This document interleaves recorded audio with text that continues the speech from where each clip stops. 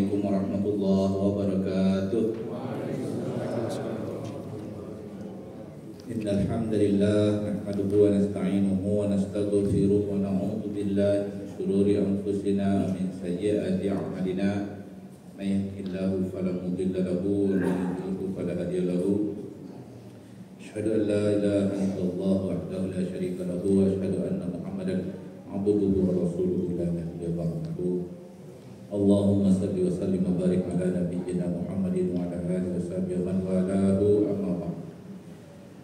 Insyaallah kita berniat di masjid ini untuk maksud mendekatkan diri kepada Allah, jadi amal i'tikaf dan menggenapkan berita hadis sahih yang disampaikan oleh Nabi Muhammad SAW, yang mana pesannya adalah orang yang berkumpul di rumah Allah mempelajari ajaran Allah berikan kepada mereka sakinah dan rahmah. InsyaAllah dalam ada waktu sekitar 41 menit menjelang waktu Isya.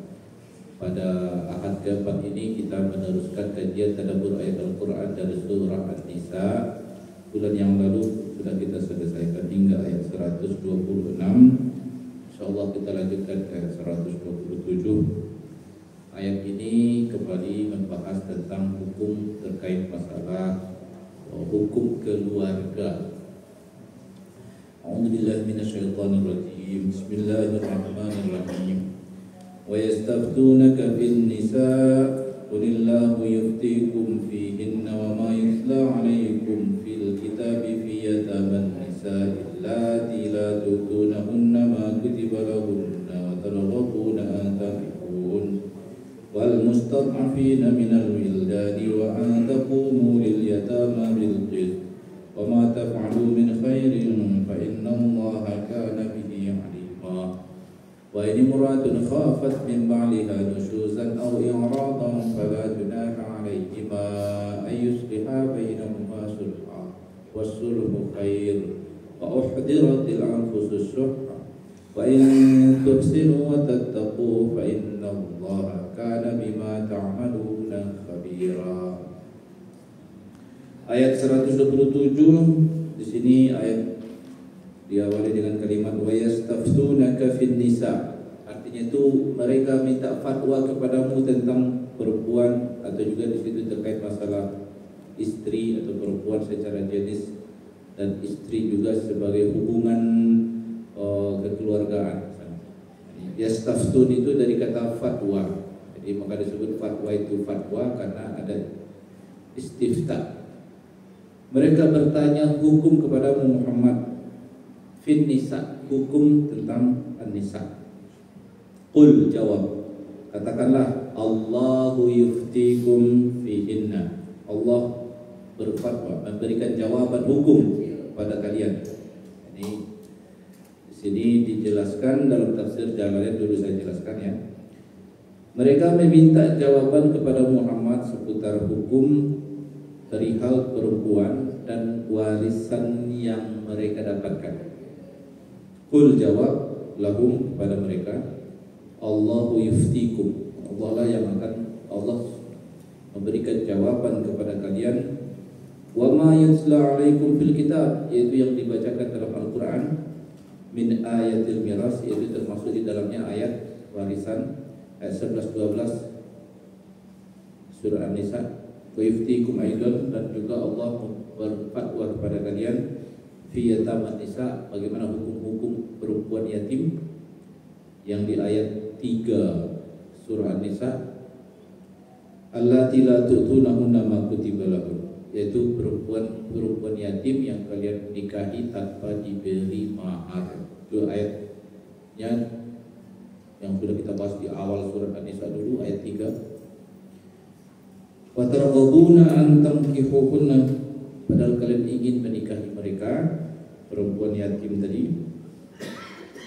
Terus jawaban hukum juga sudah ada untuk kasus wal mustad'afina minal wildan, itu orang-orang yang mustad'afin di sini maknanya yang belum cukup umur, as-sighar, bahwa bagaimana mengatur harta mereka oleh walinya. Wa ya'murukum an taqumu lil yatama, dan ayat-ayat jawaban Allah juga sudah Allah berikan jawaban supaya kalian uruslah anak yatim itu dengan adil, jangan dizalimi hak warisnya. Kalau dia perempuan, serahkan maharnya.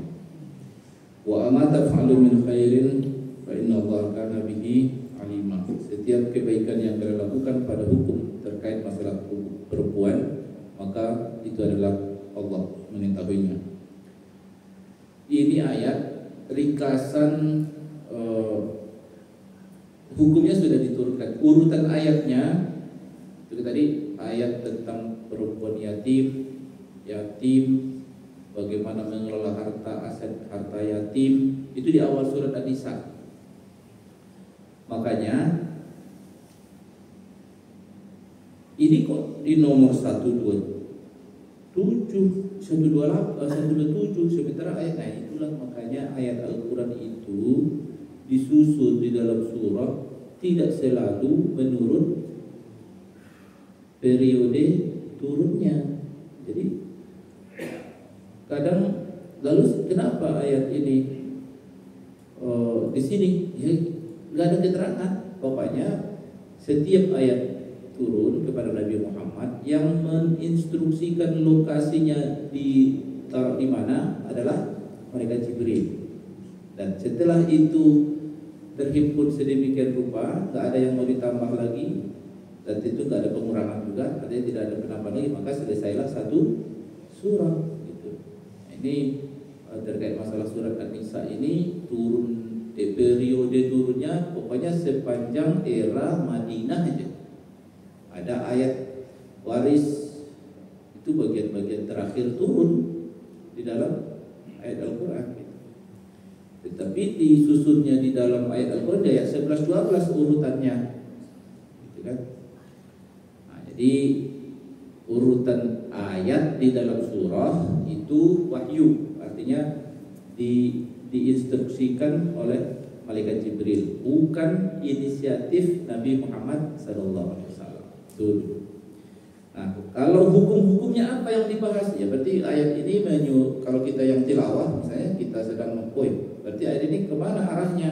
Oh, ayat ini sudah dibahas. Kebetulan juga tidak keluar dari lingkungan surat An-Nisa. Masih hukum-hukum yang dibahas di ayat 127 ini berada di dalam ayat-ayat surat An-Nisa. Sekilas hukum-hukum yang diturunkan itu adalah bahwa perempuan yatim, walaupun anak yatim itu dalam asuhan dia besar, dia mau nikahinya, dia tidak boleh menikahinya tanpa mahar. Itu hukumnya. Dosa kalau dia melakukan menikah perempuan itu tanpa mahar, mentang-mentang karena perempuan itu dia yang membesarkannya. Lalu kalau di Arab zaman itu biasa, Pak. Kitanya agak enggak ini kita kan jarang kan kalau orang melakukan itu ya. Biasanya anak yatim, habis itu udah usia 18 tahun ini kayak ada kebiasaan di sini ya? Ada nggak budaya di suatu daerah? Aku nggak tahu sih. Kalau kiai menikahi satria banyak sih, tapi bukan dia juga yang besar. Itu kan kiai anak orang juga. Kalau kiai nikahi santri nikahi kiai sering juga, tapi ini kan ceritanya dia membesarkan itu, membiayainya, menafkahinya, udah besar dia nikahin dan tidak pakai mahar. Itu udah dijawab hukumnya di ayat 3 surat An-Nisa itu. Kemudian hukum yang dibahas di sini juga tentang hukum mengelola harta anak yatim, ayat 5 surat An-Nisa dulu, bahwa wali yatim lah pemilik kuasa untuk mentransaksikan harta yang ditinggalkan oleh orang tua yatim itu, walinya. Dan kewajiban wali ini untuk mengembangkan dan mengelola dan mengembangkan. Nah, makanya diambil dari Imam Umar bin Khattab, mengambil prinsip mengelola kekayaan negara menurut terilhami dari ayat ayat yang mengatur tentang pengelolaan harta anak yatim, yaitu beri makan anak yatim itu pada harta itu, pada bukan dari. Narasinya itu fi bukan warzuquhum fiha. Fiha bukan minha. Kalau minha nanti kamu ambil harta itu berkurang habis. Kamu ambil harta itu berkurang habis. Jadi enggak itu yang benar, tapi kembangkan harta itu bertumbuh, lalu dari situlah anak yatim ini bertahan hidup dalam kuasamu. Terus bersikap adil terhadap anak yatim baik dalam hal perkara menikahi tadi, artinya seorang laki-laki yang memutuskan kau nikahi anak perempuan yatim yang kau besarkan ini, atau perempuan lain haknya sama. Kalau perempuan lain kau nikahin, kau nyetor mahar, ini juga kau kasih makan. Enggak ada beda. Itu adilnya maksudnya. Perlakukan sama. Jangan mentang-mentang dia ini dalam asuhan selama ini lalu gratis. Mentalnya tuh mental gratis gak bagus nanti kan. Nah, itu dinasehatilah orang Arab ketika itu supaya jangan kayak gitulah. Nah, ini ayat. Ini sudah dijawab ayat 127 ini semacam akan ada jawaban hukum. Itu loh. Mereka bertanya kepadamu tentang A, B, C, D. Tunggu, akan ada jawaban hukum terkait masalah pertanyaan kalian itu. Ada turun ayatnya. Tuh.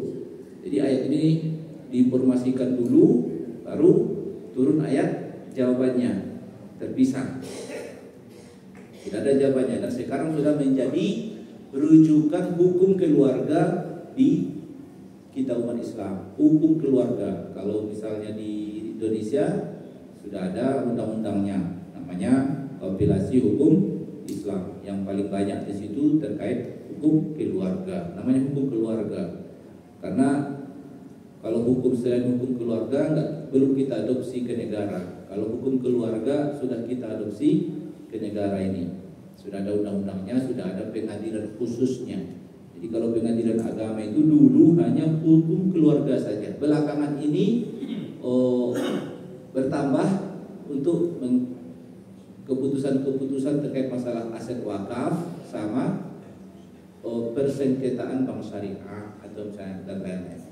Jadi terkait masalah hukum Islam, pengadilan agama ininya. Nah, itu ayat 128. Ini ayat membahas tentang kegundahan perempuan di mana mungkin suaminya mau nikah lagi.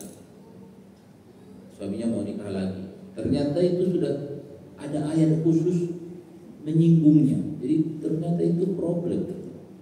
Suami yang pengen nikah ini sebuah fenomena, kenyataan, sesuatu yang ya itulah. Ayatnya wa ini imra'atun khafat min ba'liha nusyuzan. Ada seorang perempuan kalau dia ada kekhawatiran suaminya nusyuz. Jadi nusyuz itu bukan hanya istri. Di ayat hadis yang sudah jauh kita lewati, itu ada ayat Al-Quran juga tentang nusyuz itu. Wa in khiftum ar-rijalu qawwamuna 'ala an-nisa'i bima faddalallahu bihi ba'dhum 'ala ba'd wa bima anfaqu min amwalihim. Fasolihatu qanitatun hafizatu bil ghaibi bima hafizallah. Ini ayatnya itu.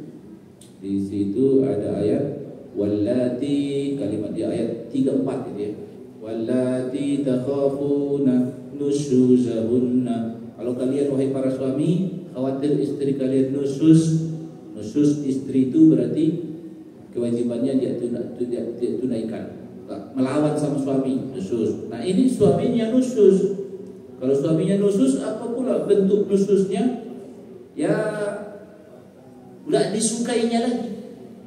Kadang nafkahnya nggak seperti sebelumnya, berubah perhatian suaminya.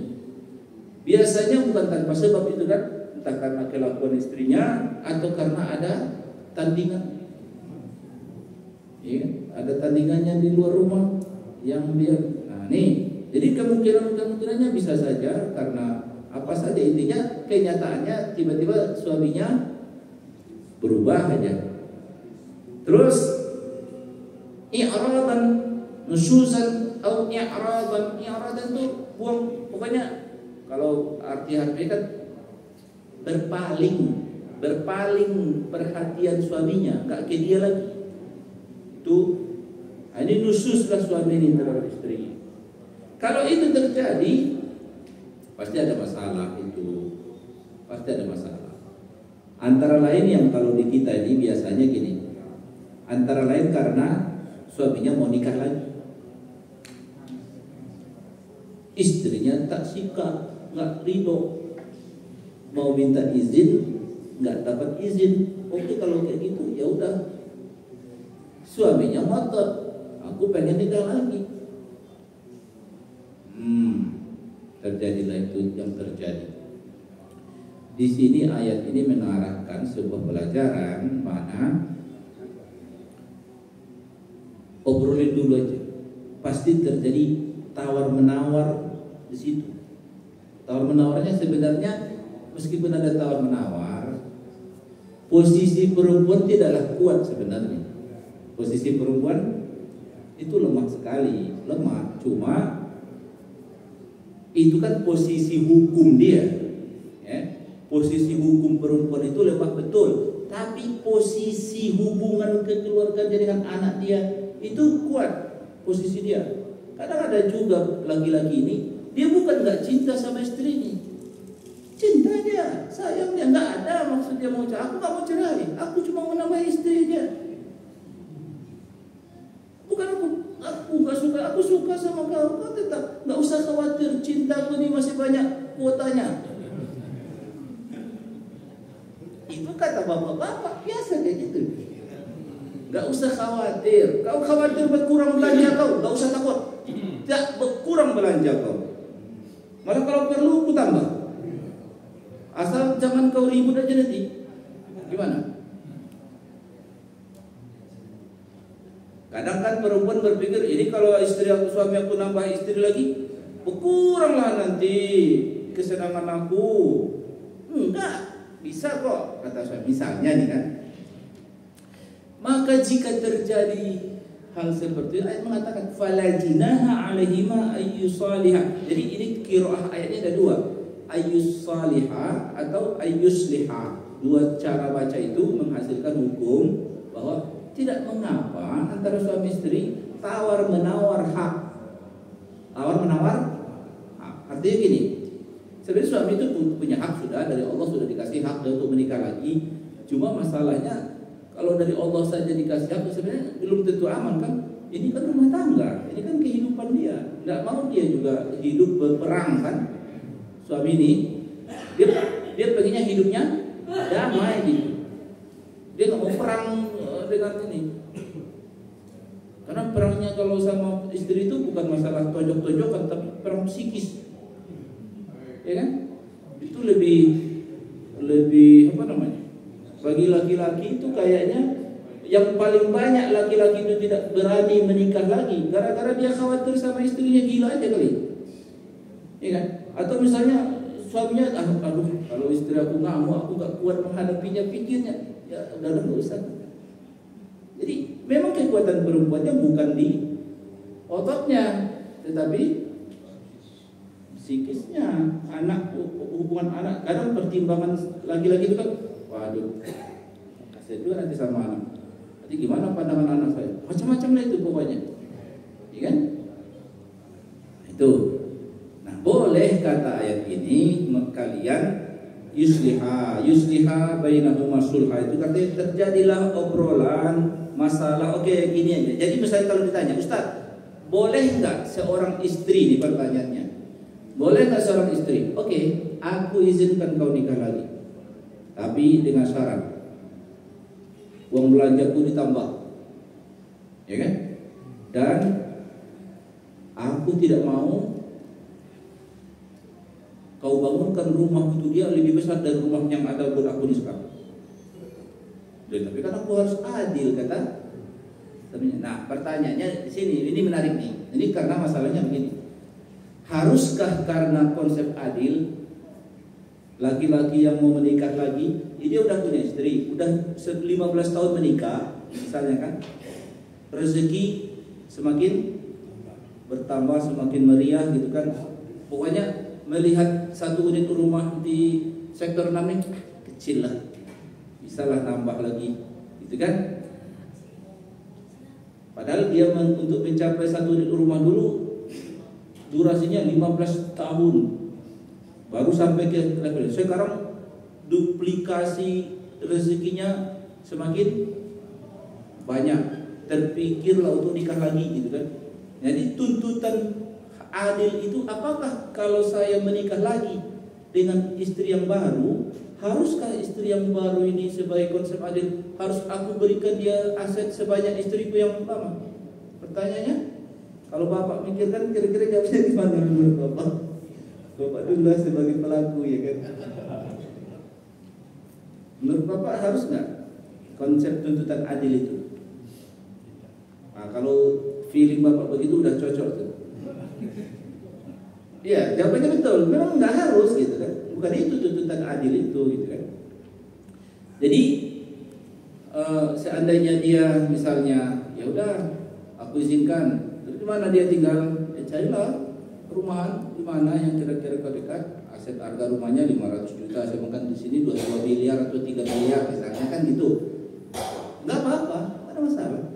Yang penting nafkah hariannya itulah, ya.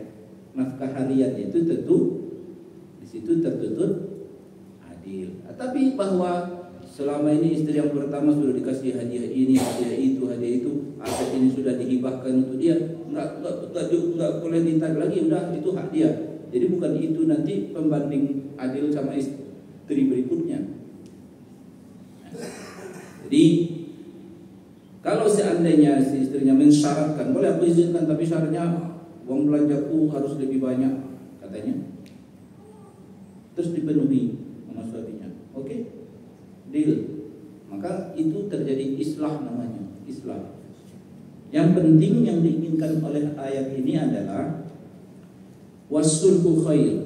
Apapun penyelesaian di antara kalian sebagai hukum keluarga, dibicarakan secara kekeluargaan, itulah yang terbaik, bukan melibatkan pihak ketiga seperti pengadilan atau itu wasulhu khair. Solusi mengatasi masalah kekeluargaan itu dalam sesama keluarga itu diputuskan sesama keluarga saja. Jangan harus menyewa pengacara, berjuang sana, tidak usah. Itu nggak baik. Ini yang terbaik, selesaikan secara keseluruhan. Bahwa perempuan akan ada kecenderungan berat untuk membiarkan suaminya menikah lagi, itu kodrat dan tabiat, nggak bisa. Jangan dihukum, kamu nih istri kurang bertakwa, seharusnya istri itu harus ridho dengan ketetapan Allah. Enak kita ngomong gitu. Nggak, tapi memang rasa berbagi itu tuh. Maka disebut di ayat berikutnya, di kalimat berikutnya di ayat ini, wa uhdiratil anfusus suhha. Dihadirkan di dalam jiwa itu rasa as-suhha. Suhha itu pelit, rasa memiliki yang kuat. Padahal ini bukan cerita harta. Ada juga hubungannya dengan harta, tapi ini adalah hubungan karena si istri merasa suaminya itu milik dia. Ya kan? Padahal nggak milik juga sih sebenarnya. Tapi namanya rasa lah pula. Kan suamiku katanya, aku nggak mau berbagi dengan orang lain. Harusnya suamiku itu hanya pengen aku membanggakan akulah idolanya, itu yang aku pengen, kata si perempuan itu. Kalau si laki-laki enggak, aku pengen ada yang mengagumi aku, yang lain pikirnya. Kalau perempuan dia pengen suaminya itu aja lah, yang dia dirinya lah yang dikagumi suaminya, sudah jangan ada yang lain gitu. Kalau berbagi berat hati dia. Apa itu? Kodrat itu tabiat, ciptaannya begitu gitu. Memang terciptanya begitu manusia, jangan apalagi kita. Kalau kita memang sudah begitulah, nggak boleh pula kita poliandri kan. Satu istri 2 suami, nggak ada. Nah ini wa uhdiratil anfusus syuhha, dihadirkan ke dalam jiwa itu rasa berat untuk berbagi. Wa in tuhsinu wa tattaqu fa innallaha kana bima ta'maluna khabira. Jika kalian berbuat ihsan, jadi yang ditekankan di sini berbuat ihsan. Ihsan itu penjelasannya begini. Ihsan di sini ihsan muamalah, yaitu kalau ada kewajiban, kalau porsi kewajiban itu ditagihnya 10, kalian kasih 12, itu ihsan. Itulah. Kalau porsi kewajiban itu 10, terus kalian tunaikan 12, itu ihsan namanya. Dalam hal bermuamalah dengan manusia itulah yang diharapkan oleh orang soleh itu, berbuat ihsan. Satu, dari aspek kewajiban. Kedua, dari aspek hak. Seharusnya aku mendapatkan hak 5, tapi hanya aku peroleh 3. Tapi aku ridho, ihsan juga. Itu ihsan juga. Artinya dalam rumah tangga itu mesti harus ada ihsan ini. Kalau enggak ada ihsan ini, kaku kita berumah tangga. Dan kenyataannya ihsan kita banyak, secara baik di istri atau di suami. Kalau ihsan suami sudah memberikan nafkah lebih dari tagihan wajibnya. Rumah semua tumpah, semua perhatian membangun rumah, aksesoris rumah, perlengkapan semua enggak wajib sebenarnya. Tapi itu dia beri untuk kesenangan istrinya. Enggak wajib sebenarnya. Tapi dia kasih. Nah, artinya si suami ini sudah memberikan lebih dari tagihan wajibnya. Ukuran rumah wajib itu kan enggak harus seperti rumah di sektor 7, sektor 6. Ini udah jauh lebih. Kalau ditanya berapa sebenarnya ukuran wajib tempat tinggal, memberikan tempat tinggal sama istri, kos-kosan juga bisa kok. Tunai itu kewajiban. Mana tahu misalnya mau bikin nambah istri lagi tapi nggak mampu beli rumah, beli kontrak. Bukan beli juga, kontrak saja di rumah petak harga 700.000 sebulan buat istri yang keberapa gitu kan. Udah tertunaikan sih sebenarnya kalau untuk tagihan nafkah, tempat tinggal, makan, ya kan? Tapi kalau sudah dikasih sebanyak ini, sebesar ini, sebagus ini, itu udah lebih dari itu ihsan namanya. Nah, istri ini kadang kalau dia keluhkan juga, suamiku ini kurang romantis lah, suamiku ini gak enak, pemarah betul, seringkali kasar kata-katanya. Iya, tapi kan duitnya banyak. Ya kan? Nah, satu sisi mungkin istri, tapi hakku untuk diperlakukan dengan baik nggak dapat nih. Nah, disitulah kau perlu ihsan itu, ya kan? Ada mungkin hakmu seharusnya dapat kau 5, tapi dapat kau 3. Yang dua itu kan ikhlas, karena tahu satu sisi dia sudah memberikan lebih di aspek lain kan? Udah, itu ihsan, berbuat ihsan lah dua-duanya supaya bagus hidup nih. Kalau nggak nanti hitung-hitungan terus kita nggak pernah selesai. Kan nggak enak loh kalau kita ngitung-ngitungin, bisa suami yang menang nih, ya kan? Kalau kayak gitu, aku kasih nafkah kau menurut tagihan wajib dari syariat ya. Memang berapa? 1 juta sebulan katanya. Nggak mau laku katanya. Itu lah kalau kayak gitu ya jangan hitung-hitungan. Olehlah kita melakukan berumah tangga ini berdasarkan ihsan dan takwa. Di sini ada 2. Wa in tuhsinu wa tattaqu. Nah, takwanya ini dalam makna apa? Ya, takwa itu takutlah sama Allah. Dalam hal apa? Ya jangan kau zolimi pasangan. Si istri juga takutlah sama Allah. Jangan zolimi suami, karena Allah bisa menghukum hambanya. Jadi takutlah. Jadi 2 itu berimbang, berbuat ihsan dan takwa. Kalau kalian itu, fa innallaha kana bima ta'maluna khabira. Allah pasti melihat ini kalian, amal kalian dalam hal ihsan, dalam hal takwa, pasti Allah amati kalian. Tenang, enggak usah ragu. Kemudian di ayat berikutnya, walan tastati'u an ta'dilu bainan nisa'i walau harastum fala tamilu kullal maili fatadharuha kal mu'allaqah wa in tuslihu wa tattaqu fa innallaha kana ghafurur rahima. Dan kalian tidak bakal bisa sanggup bersikap adil di antara istri walaupun kalian berusaha keras untuk mencapai itu. Jadi ayat ini harus ada catatan nih. Di ayat 3 dulu, ayat itu mengatakan begini, wa in khiftum alla ta'dilu fawahidah. Tidak? Ayat 3 itu memberi, ayat 3 Nisa itu, kalau kalian mau menikah, daripada kalian menikah perempuan yatim tanpa mahar, silahkan cari perempuan yang bukan yatim, yang bukan dalam ex asuhan kalian, sehingga kalian terpikir mau nikah tanpa mahar. Cari perempuan lain aja yang kalian harus membayar mahar padanya. Terserah kalian mau menikahinya 2, mau 3, mau 4. Tapi kalau nggak mampu segitu, ya 1 saja. Kan di situ ada, kalau kalian tidak bisa bersikap adil, maka 1 saja. Berarti adil yang dimaksud di ayat itu adil yang dapat diraih gitu. Sementara ini ayat mengatakan kalian nggak bakal bisa sampai ke level adil loh. Kontra macam apa? Ayat itu tadinya memberikan kesan ayat itu bisa adil. Ayat ini mengatakan nggak bakal bisa adil. Makanya dijelaskan tentang penjelasannya. Adil yang dimaksud di ayat 3 Nisa, ayat itu adil yang terukur dalam hal nafkah dan mabit. Nafkah dan mabit. Mabit itu artinya ya, karena kalau sudah 2 istri aku, malah dia berhak jumlah mabit dari aku. Tapi kalau cuma 1 istri, ya terserah mau pulang atau nggak mau pulang, ya kan? Tapi kalau 2 istri itu ya harus berbagilah. Di sana 2, di sini 2, 2 hari 2 hari gitu. Itu mabit. Nah, sama hak nafkah itu terukur, tapi hak yang namanya perhatian, perasaan, ya kan? Nah, itu baru yang dimaksud dalam ayat ini.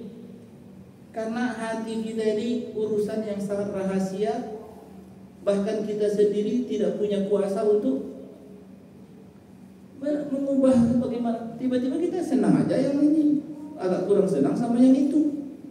Tidak disengaja, memang begitulah. Nah, perasaan itu dosa enggak? Nah, itu pertanyaannya. Perasaan itu dosa enggak? Enggak. Memang ayat ini enggak bakal bisa kalian sampai ke level adil dalam konteks perasaan di antara istri-istri itu, walaupun kalian berusaha kan nggak bisa. Wujud manusia itu beda gitu kan. Ada yang menarik bagimu di satu, ada yang kurang. Ada yang lebih di sini, pasti masuk ke sini. Dan itu berlaku juga kepada Nabi Muhammad SAW. Bahwa Nabi dari sekian banyak istri beliau, Khadijah lah yang paling lama dikenangnya, walaupun sudah wafat. Terbukti karena sering Nabi menceritakannya. Terus tiba-tiba nanti Nabi pergi ketemu sama teman Khadijah. Ya karena kangen sama istrinya yang sudah meninggal, istri Rasulullah SAW. Itu biasa gitu. Sama meminta potongkan, masakkan dulu kambing, kasih keluarga sama itu. Jadi itu membuat cemburu Aisyah, dan itu normal gitu. Dan Aisyah pun tahu, ya itu urusan hati cuma. Makanya dalam sebuah kutipan Nabi bilang, ya Allah, aku berusaha untuk sesuatu yang Engkau beri aku mampu, yaitu dalam hal adil dalam hal, tapi aku berserah kepadamu dalam hal yang di luar kuasaku, yaitu perasaan. Jadi kalau perasaan nggak sampai ke situ tuntutan syariat gitu. Perasaan bukan objek hukum dalam syariat. Tapi walaupun memang antar istri-istri ini perasaan kalian beda, wahai para suami, ada yang paling kalian senang banget sama istri yang satu, agak kurang seret kalau yang lain. Tapi jangan terlalu condong. Fala tamilu kullal mail. Jangan terlalu condong. Jangan dijaga. Ya. Terjadilah, berarti menjaganya itu supaya enggak begitu kentara.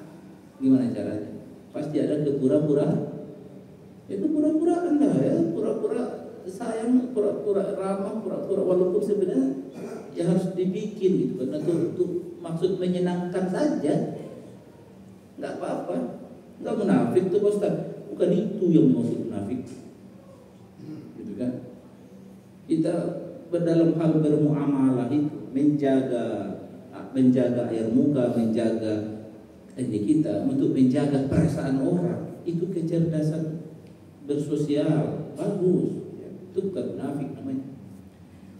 Memang kita kan dianjurkan senyum, dianjurkan bermuka biwajhin talqin, biwajhin taliqin, kan dianjurkan dalam hadis sedekah. Meskipun kita lagi sedih, lagi sebenarnya lagi banyak mumet pikiran kita, tapi kalau ketemu orang tetap tampakkan wajah happy. Bukan karena kita bermuka dua, bukan itu. Kalau bermuka itu berkhianat dalam rombongan, itu baru.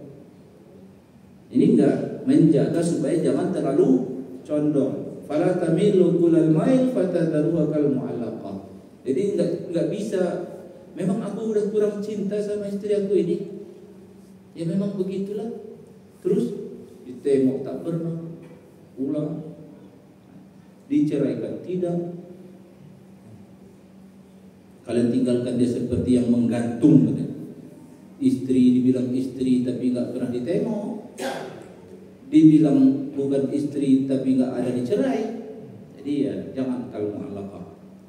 Wa in tuslihu wa tattaqu fa innallaha kana ghafurur rahima. Jika kalian berbuat islah dan kalian bertakwa kepada Allah, maka Allah adalah Maha Pengampun lagi Maha. Islah di situ artinya terjadi tadi apa? Tawar menawar hak, disepakati. Nah, tapi ada alternatif berikutnya. Kalau memang perasaan yang sudah tidak bisa terkalahkan, nggak tahu nih, udah berubah perasaan bersama dia, nggak seperti itu. Nah, itu biasa ternyata ya. Ada kadang orang ya udahlah ditahan karena sampai mati udah terlanjur lah, udah istri udah biarkan sampai mati. Udah ada aja lah suasana-suasana yang membuat pemicunya supaya lebih dekat kepada cerai. Akhirnya dikasih jalan juga boleh kok. Wa iyyatafarraqa yughnillahu kullam min sa'atih. Jadi ada ayat ini boleh kok cerai. Jadi kalau memang sudah ya daripada berumah tangga tapi malah musuhan gitu kan, nggak tujuan berumah tangga jadinya kan. Kalau mereka berdua memilih untuk berpisah, boleh. Yughnillahu kullan min sa'ati. Akan Allah kayakan mereka berdua dari kelapangan Allah Subhanahu wa taala, dari karunia dari Allah. Tetap akan Allah berikan rezeki yang satu, Allah berikan juga rezeki mantan istrinya. Enggak usah khawatir di situ. Tapi kenyataannya sih perempuan sering sekali memilih bertahan meskipun suaminya nggak disukai, karena pertimbangan dia nggak ada penghasilan, atau lagi karena sudah punya anak, gitu ya, kasihan anak. Jadi tetaplah bersuami istri statusnya. Tetapi di rumah tangga itu kayak ya kalau itu ada yang terjadi ya diperbaikilah. Perbaikinya ya kembali kepada tujuan menikah gitu ya.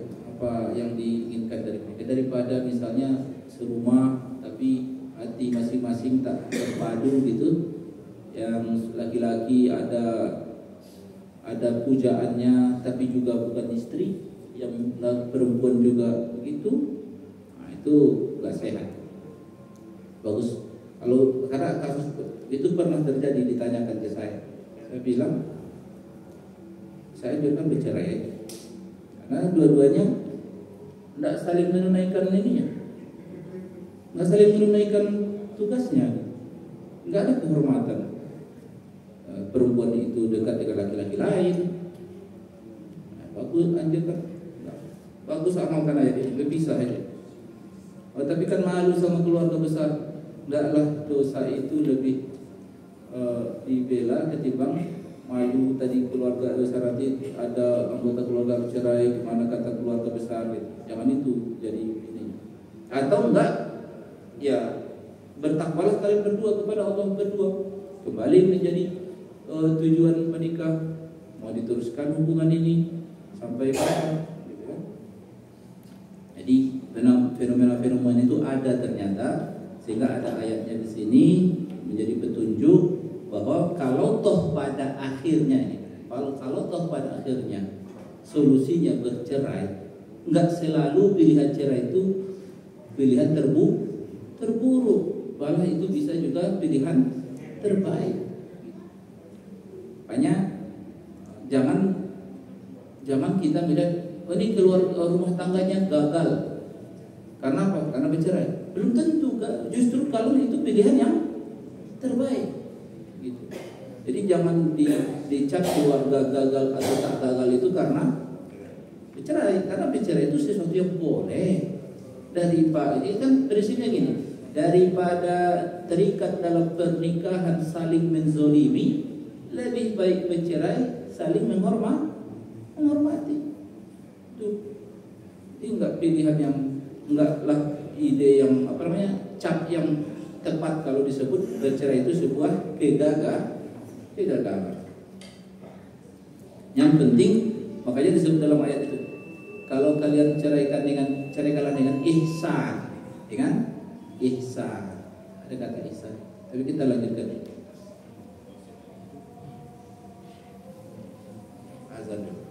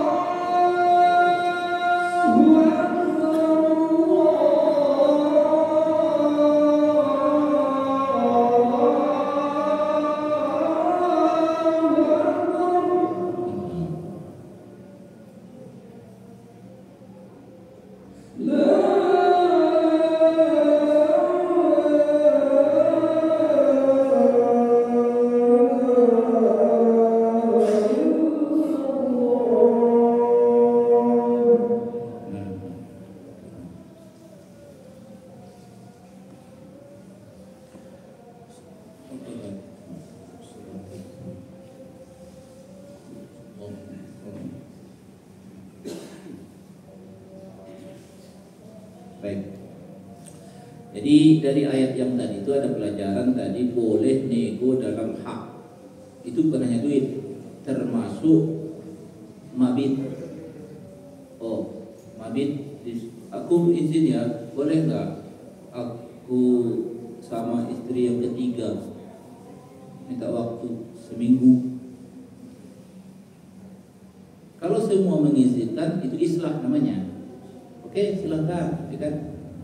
Dan kalau ini data yang dari Nabi Muhammad SAW, kalau Nabi lagi mau pergi keluar kota, lalu beliau mengundi dari 9 istrinya, siapa yang ikut, yang keluar namanya, itulah yang pergi.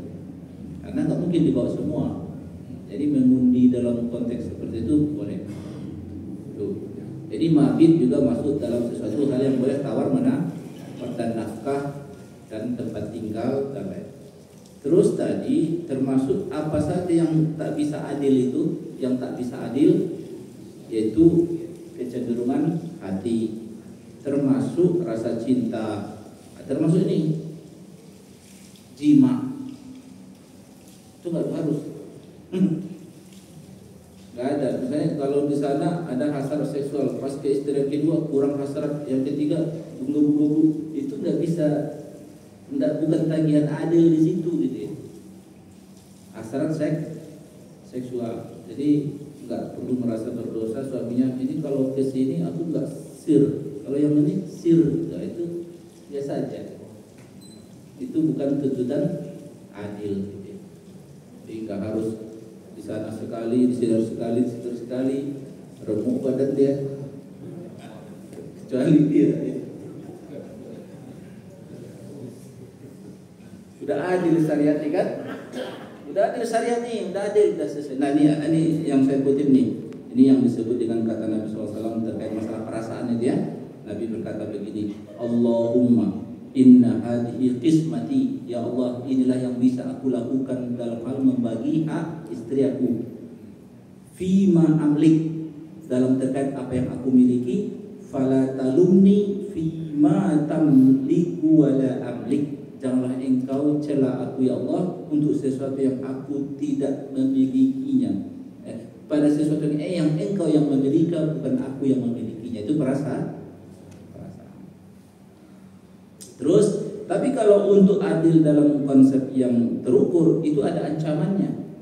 Ada ancamannya. Ini ada hadis yang saya bacakan dari Abu Hurairah radhiyallahu anhu, kata Rasulullah SAW, "Mangkanat lahu imro'atan."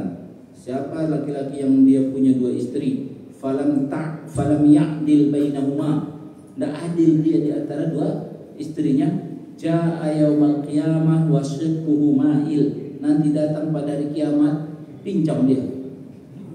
Itu berarti ancaman dosa besar itu. Karena ini ancamannya ada di akhirat, yaitu nanti tampil jelek pas dibangkitkan. Padahal di dunia dia gagah, pas di akhirat, alamak ternyata dia punya simpanan, kita nggak tahu. Hinalah dia di akhirat kan. Kalau orang beriman nggak mau dia itu hina di akhirat, maka dia akan hindari. Jangan adil dia hindari, maka tidak adil di 2 istrinya. Makanya ini warning. Makanya bagi yang, tapi ada nggak triknya? Belajar trik. Sebenarnya adil dalam konteks tawar-menawar manusia itu. Misalnya kalau saya mau dikasih ini, kalau saya, Bapak jangan amalkan ini, kalau saya ya, supaya saya tidak terjebak kepada, saya harus pandai nego ke calon istri simpanan saya, istri saya. Saya bilang ke dia, aku kalau kau minta untuk adil menurut syariat seperti seberapa ke istriku, aku nggak mampu. Tapi kalau kau menjadi istri aku, kau mendapatkan seorang imam yang kau idam-idamkan, aku nego. Paling sepekan 2 kali saja kita ketemu. Kalau dia ridho dia nggak apa-apa, Pak Ustaz. Memang Pak Ustaz lah yang aku idolakan, sosok yang aku impi-impikan. Aku korbankanlah itu semua kalau Pak Ustaz tak adil, tapi aku rela, katanya kan. Emang khayal.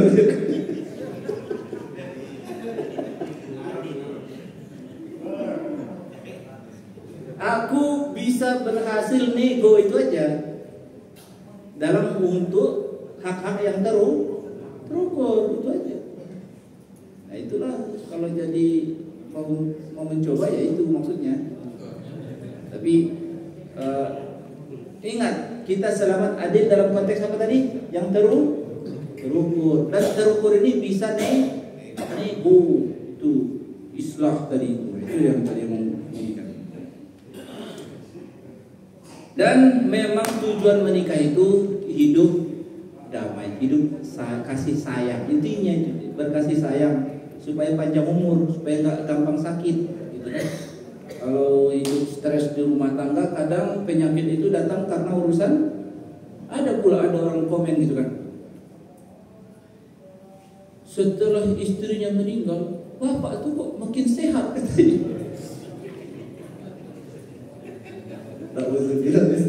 Itu komentar saja. Wallahu a'lam bishawab. Ya, baik, kita sudahi pengajian malam ini dengan kafaratul majlis.